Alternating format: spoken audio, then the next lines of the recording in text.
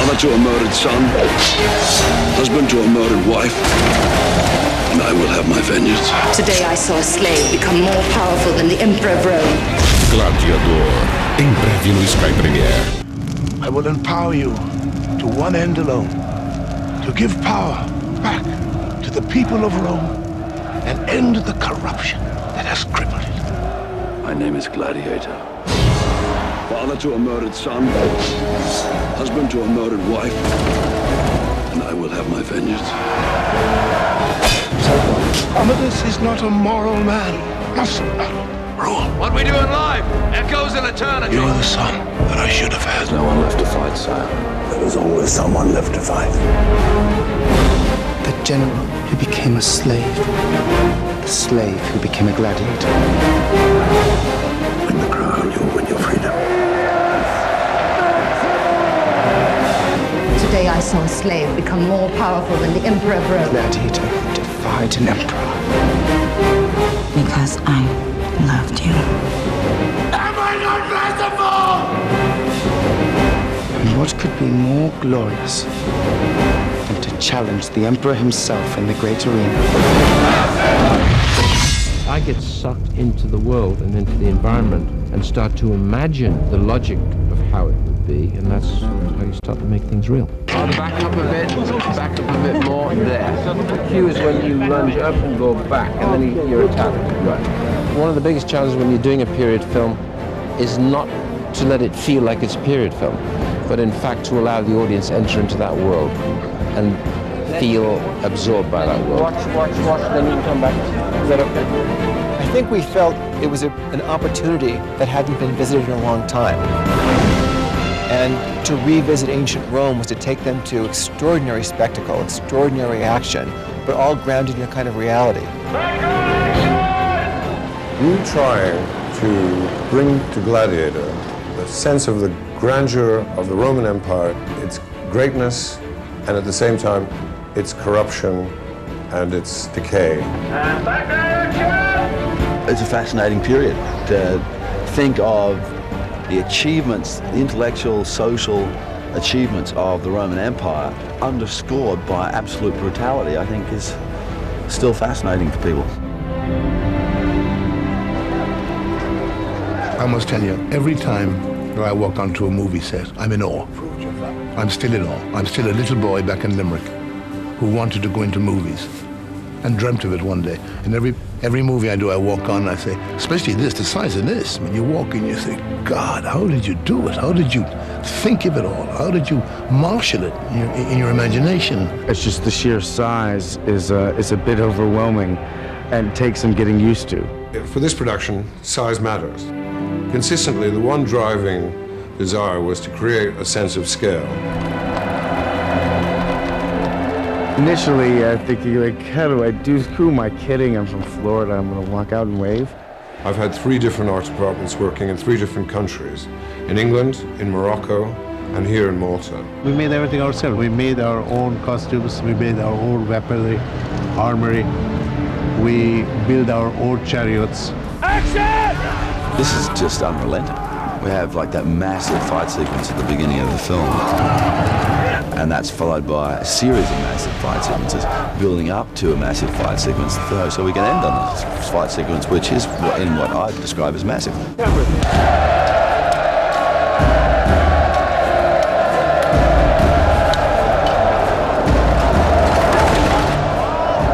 One fight sequence alone that we just did the other week was 80 moves, 80 sword moves, regardless of the fact you're getting your ass swiped at by tigers. The way the tiger fight goes in the movie is very dangerous.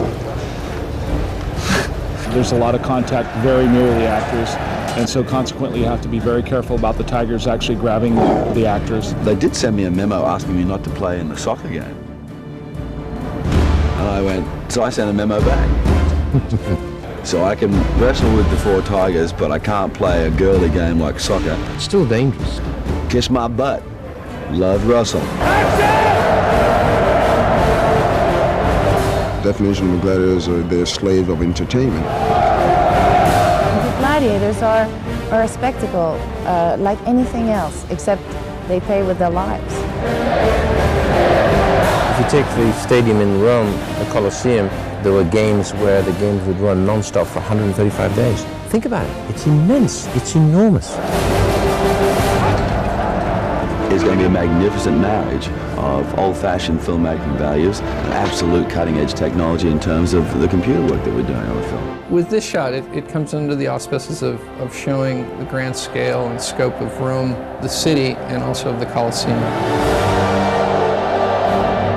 It's a chance to really make the audience feel as if they're in this period, as if they're in Rome at this time. We can basically do anything. Given enough time and given enough money, anything is possible. But I think filmmaking is a wonderful opportunity for recreating worlds. And I think that's what I like to do best. That's what I enjoy most, is finding stories to put within that. See you later now. What are you thinking? I'm thinking it's lunchtime and we bloody ought to have done this shot by now. The first assistant ran over and he said, "Did you hurt anything, mate? Are you all right, mate? He said, are you bruised? Have you ripped a muscle?" Yeah, a little battered and bruised and scratched. I don't actually think that there's one part of my body that hasn't had some kind of physical rupture, shall we say. It's been a fascinating experience.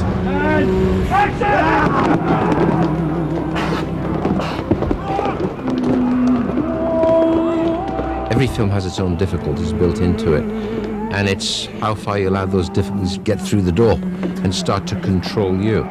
This wasn't difficult, it was enjoyable.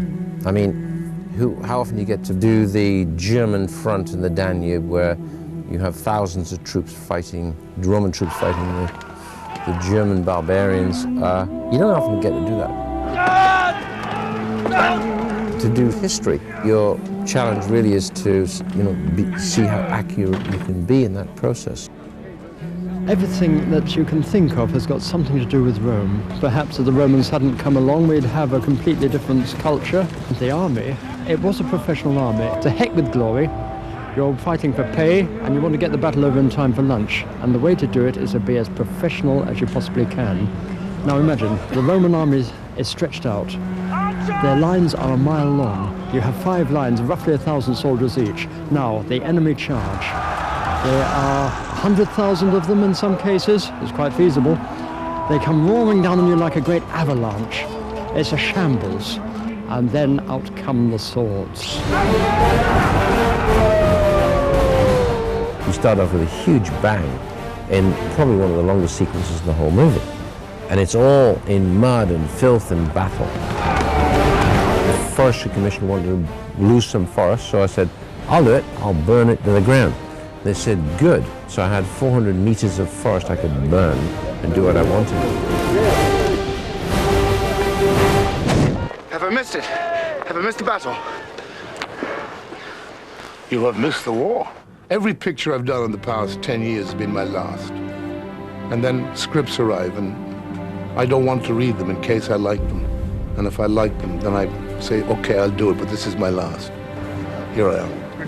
And this part here is a dream. No, I'm just saying that instead of doing the line from here, it's kind of a shout. Yeah, prove your valley yet again, bollocks. But it comes right up to him here, and he says it very quietly. Yeah. He said, fair enough. Yes. Yes, Ridley? Is it okay? Yeah, that's cool, he said. Oh, cool. How can I reward Rome's greatest general? Let me go home. But with me, when you read something, it's like a chord goes ding. You will not be emperor. Which wise the older man is to take my place? My powers will pass to Maximus. It begins where the father says, you will not succeed me as emperor. And that's where the trouble begins. And that's how the story unfolds. Lament with me, brother. Our great father is dead. That leads to Max being in a totally different situation. Your emperor asked for your loyalty, Maximus. Take my hand.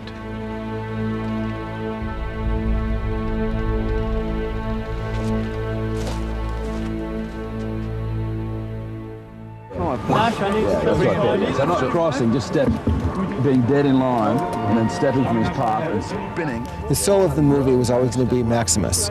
Maximus is a Roman general at the heights of power who is thrown from power. And how to cast Maximus was very challenging because you had to completely believe his ferocity of a warrior, but you also had to believe he was a man of great principle, of great character. I just thought Russell was fresh, new generation. I would say he is definitely on fire. Russ, I'm so nervous. He just took me aside and gave me words of support. Anyway, that's enough about me. Let's talk about me. I don't mix with people in my business, and they're probably delighted that I don't. I'm not comfortable with them. With this guy, I love him because he's grounded. He doesn't carry that Hollywood star crap with him. As a kind of, I am Russell Crowe. Do you not see L.A. Confidential? Wasn't I brilliant in it? Scalpel. I've done quite a few good operations today.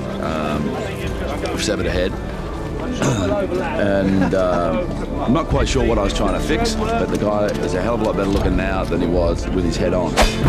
Go through, see the guys down there, next in line. Any chair free, go through. We've had to dress about, here in the UK, 2,000. We were in at 4 o'clock this morning to make a start. We've got 250 Germans, 300 Felix troops, 100 Felix archers, about 80 cavalry. And we bring them through in batches. Otherwise, it's like a major stampede. Pick up their costume, change, then we put them in the mud pit. Hair down the left-hand side, makeup down the right-hand side, and prosthetics in the small tent behind. General makeup, the dirt, the blood. In that period, weapons were designed to do one thing and one thing only, and that was inflict a fatal wound. How many weapons were made for this picture? It must be near 2,000, 2,500. There's 16,000 arrows just for the flaming ones, 10,000 arrows for firing. So remove that corpse and have him slide back into the shot. How does he actually kill him? 2 cameras down here, guys. Now, where's the guy on fire? I think a little higher, don't you? Then you're going to do Russell in reverse. It's going to be tricky, but that'll do it. Now he goes up for the kill, then he gets slashed by a horse. Can we do another one? Not if you like. Your family will meet you in the afterlife. Don't die. They'll feed you to the lions. First thing I did was to look at the hairstyles. I didn't know whether I should come out looking like Peter Ustinov or James Mason, you know, in Cleopatra, or Kirk Douglas in Spartacus. So I've grown mine the beard, which is, you know, semi-Moroccan, because you don't really know, as Ridley says, we're not making a documentary. I did not pay good money for you for your company. I paid it so that I could profit from your death. Well, Max goes on a very strange journey from being a general who's in control of, 10,000 troops in the immediate and 20 and 30,000 troops on the broader scale, is now shackled, being sold off as a slave in a market in Morocco. A slightly different change in lifestyle, folks.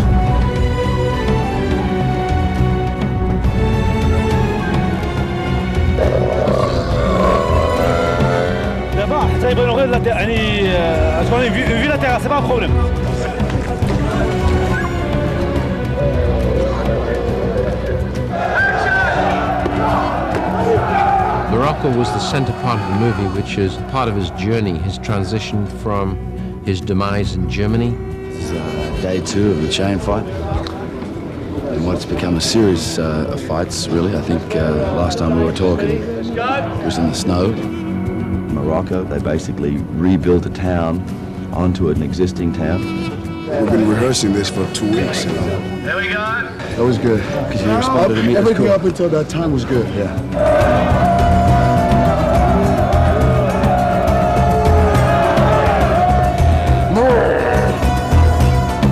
Good morning.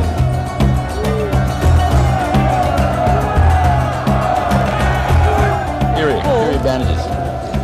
Made specially by a company here in Morocco who's been making band-aids for the last 300 years. With shields and, masks.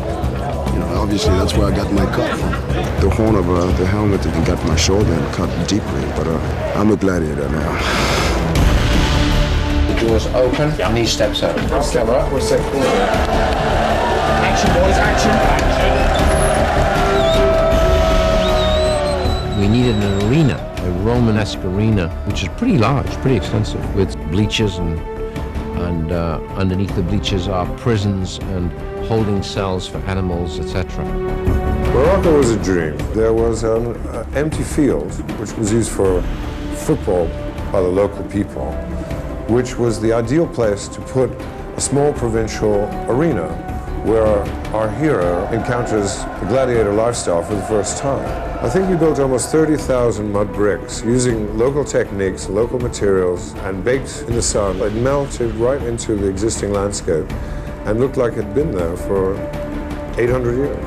When you look at the set and the crowd and whatever goes with it, there's not much you need to bring the emotions out and to be there as a gladiator.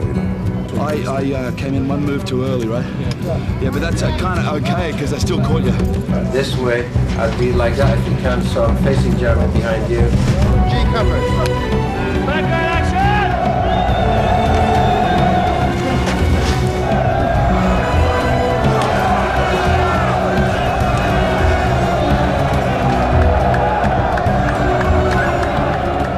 The young emperor has arranged a series of spectacles to commemorate his father, Marcus Aurelius.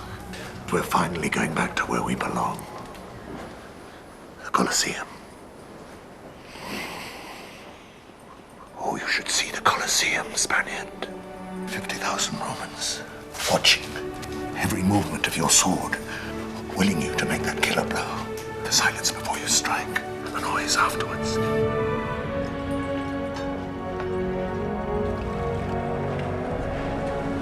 Have you ever seen anything like that before?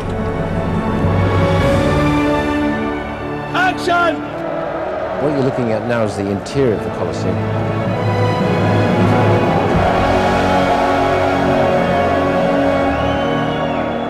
If you went through those arches behind my back, that would take you on the streets of Rome.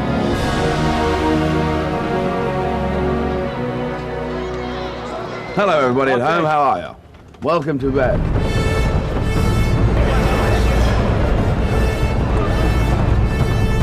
Maximus finally gets a transition to Rome, and he's in the Colosseum, where there's a huge battle, which is what they call the Carthage battle, which is with chariots and archers.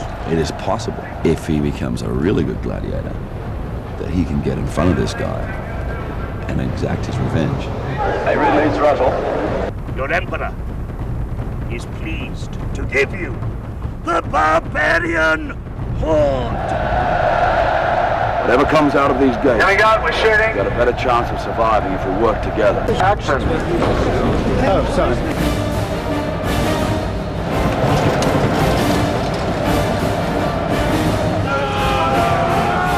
It was an extremely brutal life, but gladiators received 20% of what they won, so they could eventually buy their own freedom. And once they were free, it didn't mean they had to stop fighting. The myth of heroic death, that you could claim a position in the afterlife or even in the memory of people living on through having shown bravery.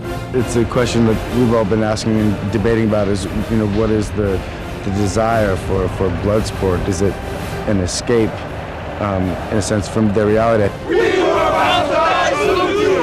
are ready to die, actually, for a game, for entertainment. And then he's in a battle with 4 Bengal tigers. If you've got 4 tigers on chains, you keep letting the chain out, the arena gets smaller and smaller because there's 2 of you in the middle of it. The old Bengal, that's probably 600 pounds, and from tail to tip of nose is about 10 feet. Hey kids, how are we? Here we are today in the Wild Safari Park in the middle of the Malta Forest. That over there is what we call here in Malta a tabby cat.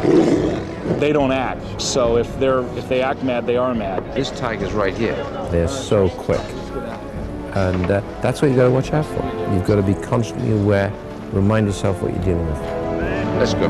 Because if he gets a hold of you, you'll be dead in a second before the handler gets in there. I was drawn to those animals. And they got close to Russell. It's just like fascinated by them. Lions and tigers, pretty special. Action! The only predictability is the unpredictability, and I think people forget that. Our job is to make them look tame and quiet, and in reality, they're not. Tigers don't do what you ask them to do every time.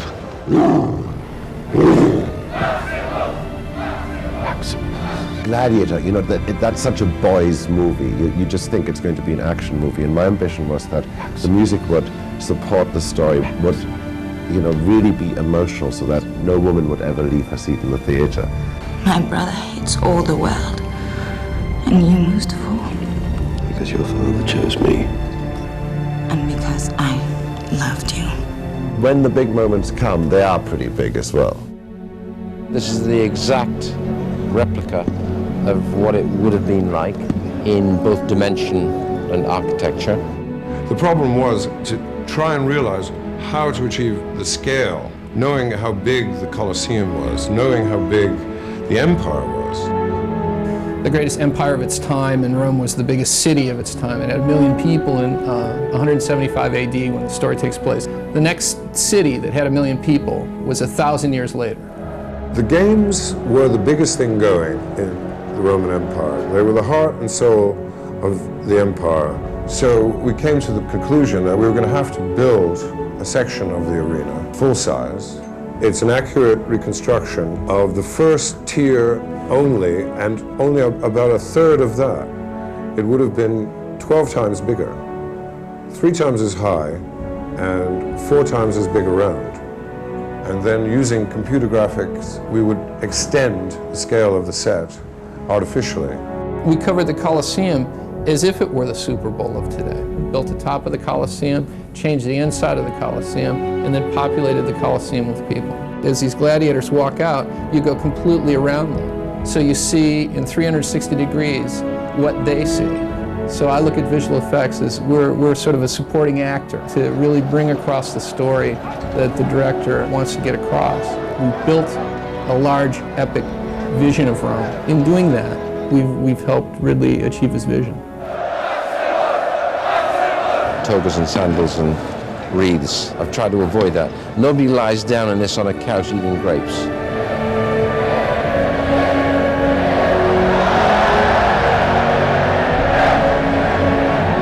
Today I saw a slave become more powerful than the emperor of Rome. Yeah, I mean, it's a very lucky, fortunate, wonderful occupation, because in a way we're the last of the explorers, really.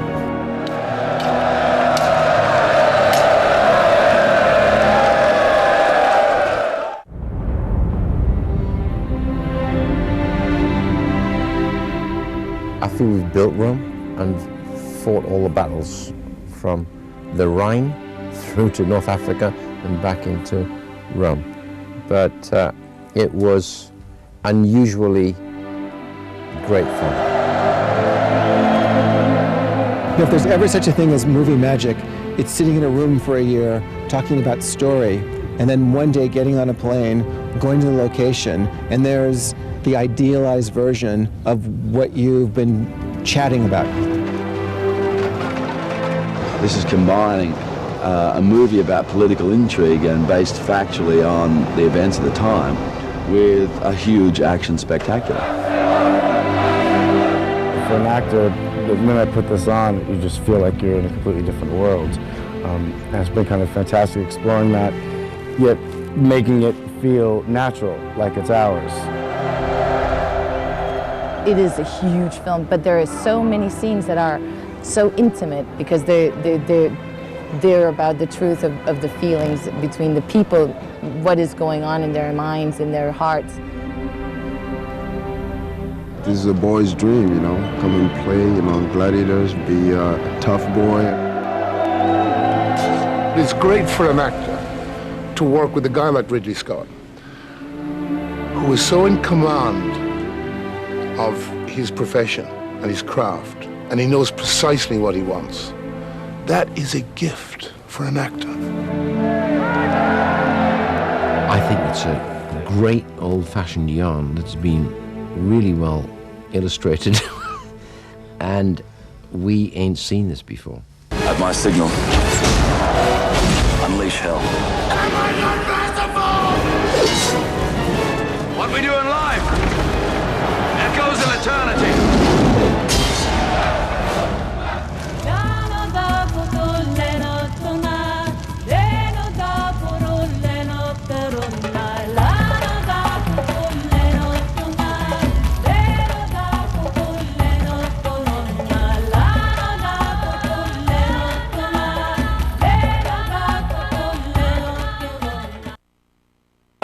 Father to a murdered son, husband to a murdered wife, and I will have my vengeance. Today I saw a slave become more powerful than the Emperor of Rome.